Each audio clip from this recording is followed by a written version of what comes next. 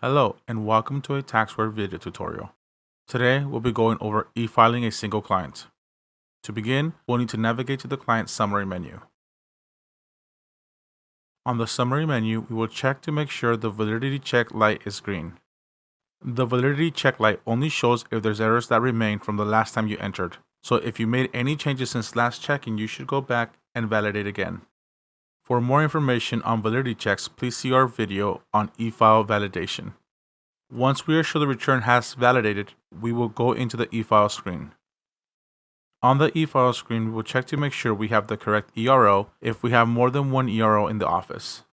We will then print the 8879 and have our client sign it.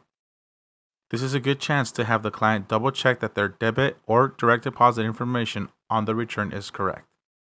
After printing the 8879, you will notice that the entity status have gone from pending to transmit, which means the return is ready to be sent.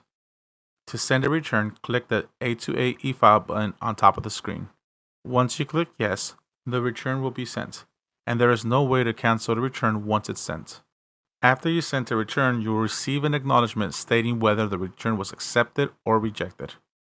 These acknowledgements typically come back very quickly, though opening day and deadline returns will often have delayed acknowledgements, up to 2 or 3 days in some cases.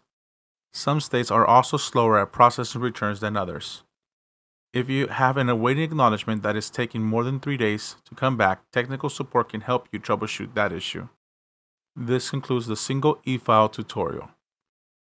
If you have further questions, feel free to email us at support@taxwaresystems.com or give our technical support line a call at 1-800-877-1065.